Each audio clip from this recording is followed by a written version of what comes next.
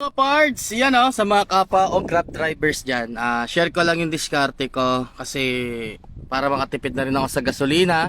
Ayan, number 1 ng ating aircon. So ito yung DIY natin. Ayan. So nakaganyan lang siya mga parts, and then tinape ko lang siya dito sa likod ng ating upuan dito sa left side. Ayan, ayan siya.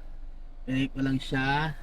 At syempre sabi nila, nakakasira daw to ng battery ng sasakyan, which is totoo naman mga parts, nakakasira din talaga siya katagalan. So para maiwasan natin yung pagkasira ng mga battery natin mga parts, meron tayong power bank dapat na matibay. So hindi pa ako sponsor nito mga parts, OraShare. Ayan, so nasa 800 pesos to. So ito yung branded na power bank ngayon na 20,000 milliampere. So 3 days ko na siyang ginagamit. Hindi pa rin nagbabawas ang ating bar. Kitang-kita nyo naman mga parts. Functional siya. So ewan ko lang kung ngayon, pangatlong araw na natin siyang ginagamit, kung magbabawas siya. Partida, naka number 3 pa tong ating mini fan para sa ating aircon. Okay? So ganito lang ginawa ko yan mga parts. Yan. Tinape ko lang siya. Sobrang tibay niyan.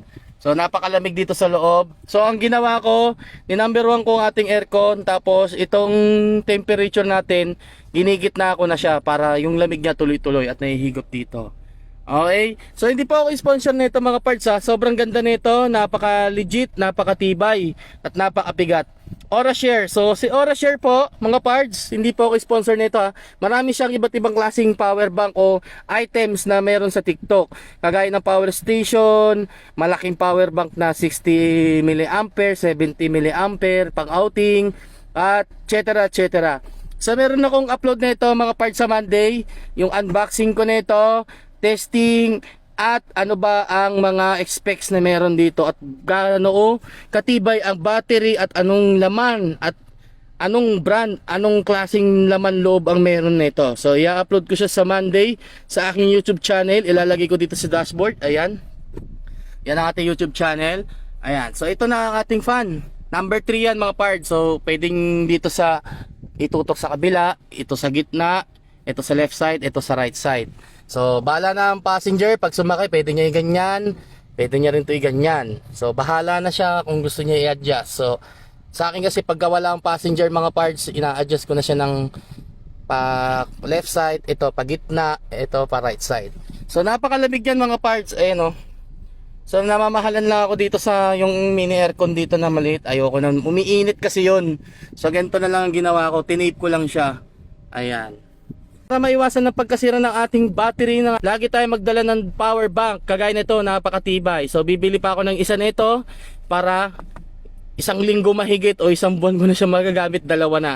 So type C na to mga parts. Ayan, so 3 days ko na siyang ginagamit. Ito pa rin siya, naka number 3 pa yan. And then parts, isang oras mo na siyang matcha-charge, full bar na agad. Okay, napakabigat at napakalaki at napakataba. Ayun 6 flat ang height ko, ang kamay ko kayang dumakot ng bola. So tingnan nyo naman, ang laki halos kapos yung daliri ko.